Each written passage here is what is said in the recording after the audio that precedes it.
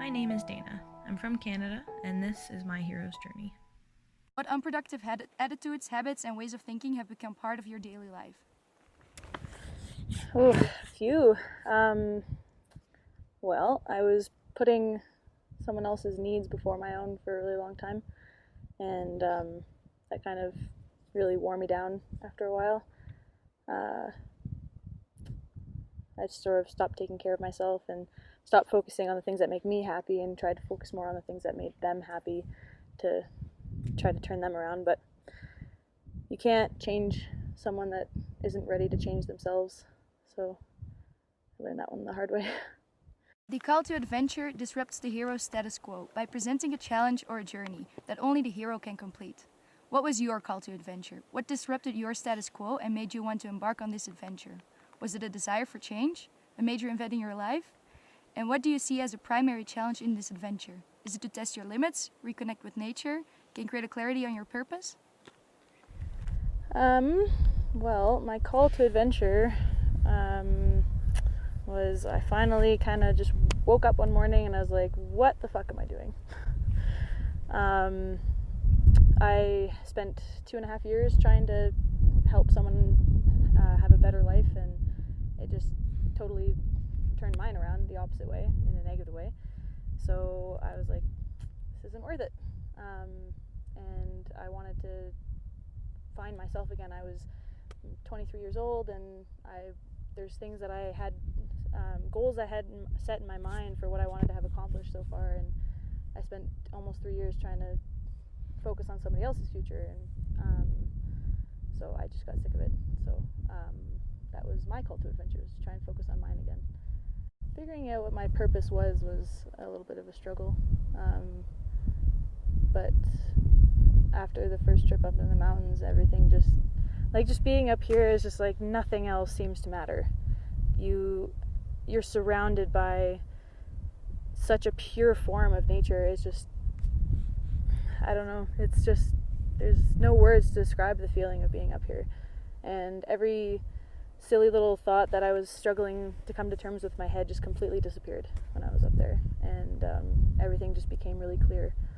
So the little trivial things didn't really matter anymore, and when I got back to the ranch, I was full of inspiration, and I just had a little talk with somebody and figured out what I wanted to do again.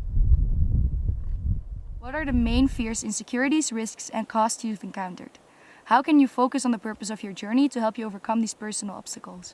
I'm cursed with being a bit of an adrenaline junkie, so things that should scare me don't, and things that most people would think, oh, that's not that scary, do.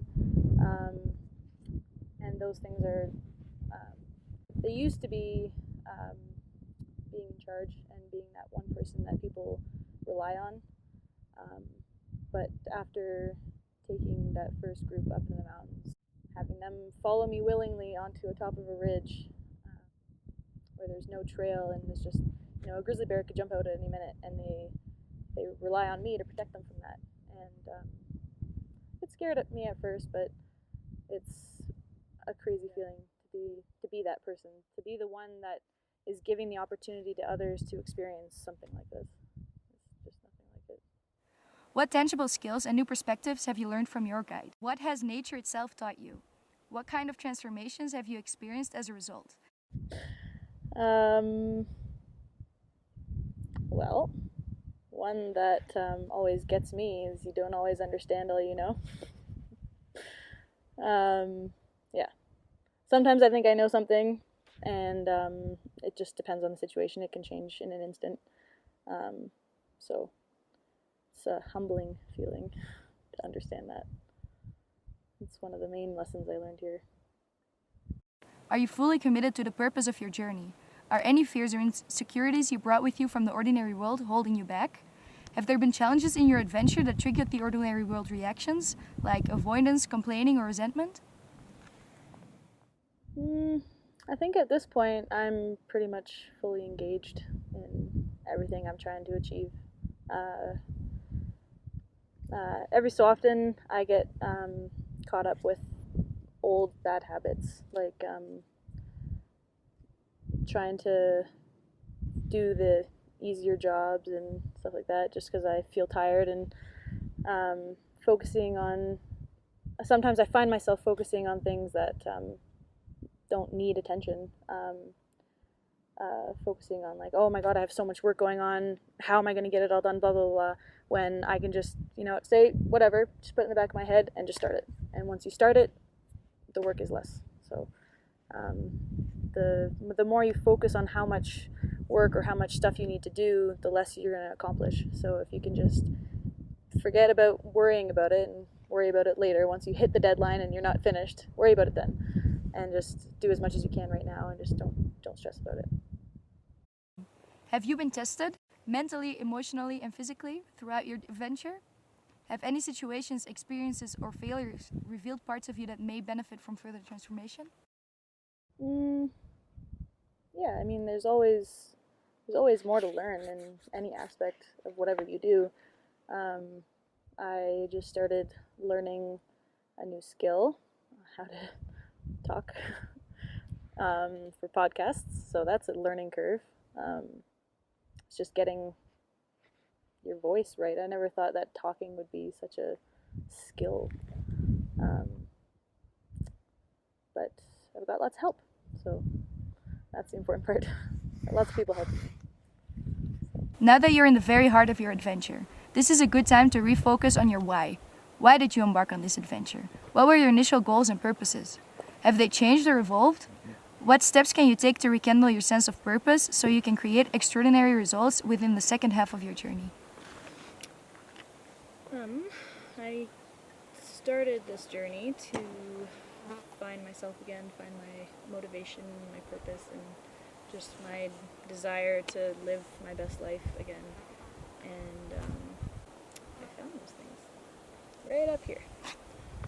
And there's little tips that you can do to help yourself keep up with those things back home.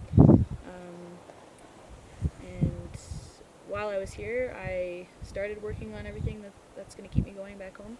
And I think staying as much a part of this place as I can will help keep all of that stuff nice and fresh. How did you overcome your version of the ordeal? Did you observe growth and personal transitions during or after these moments? Here, my ordeal was probably just within the first few weeks, when I was still struggling with a lot of the stuff I brought with me, and learning how to put all those things aside while you're up here with guests that are relying on you. That was a struggle, but being up here is just so refreshing, and everything just is so clear. So that was one of the things that really got some clarification for me, was it's all those things just aren't that important anymore. And this reward is the best reward that you could ever hope for. By overcoming the ordeal, the hero earns their reward and opportunities to celebrate victory. At this point in your journey, you have overcome many challenges, along with your own version of the ordeal. This is your moment to reflect upon and celebrate your achievements. What personal accomplishments are most relevant to you? What rewards have you earned throughout your wilderness adventure? Did your perseverance during a tough ride win you unforgettable, awe-inspiring mountaintop views? Did you discover a renewed sense of confidence or newfound insights? Do you have a greater connection to and appreciation for nature and yourself?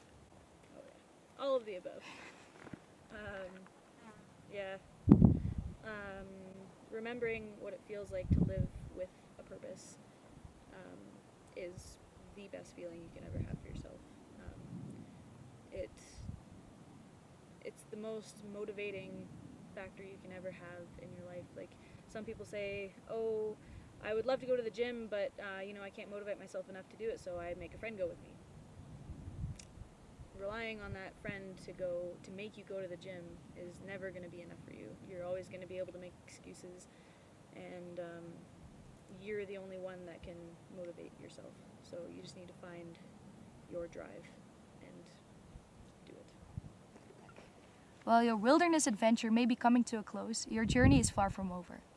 Take a moment to reflect on everything you've experienced, learned, and overcome throughout your transformational journey.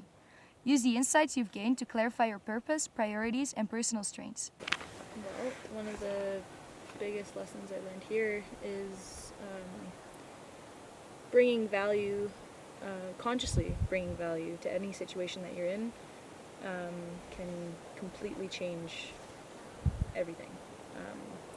People who find themselves in a situation and they're negative and pessimistic, and it really can really drain the whole quality of that encounter.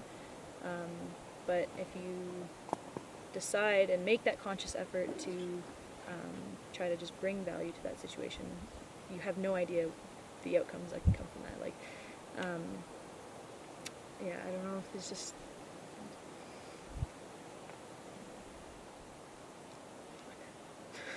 Do you have an example? I'm trying to think of one. If somebody is struggling to do something that you find easy, you could either be like, oh, how are you not getting this? Like, it's so simple. Great, like, that's good that you know how to do that, but this other person, they're just learning. Maybe they're afraid, maybe they just don't have that base set of skills needed to accomplish that task.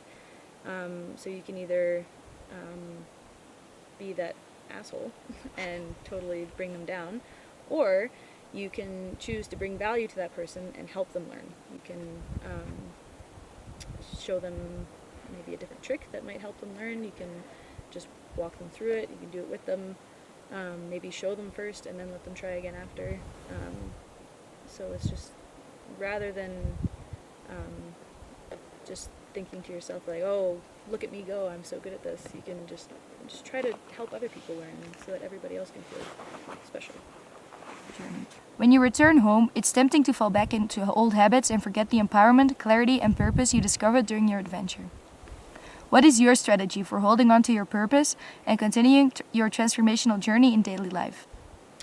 Yeah, I think one of the main things I need to do is not get back into the old habits that I was doing before, because once you start, watching Netflix all the time, it's really easy to keep doing that.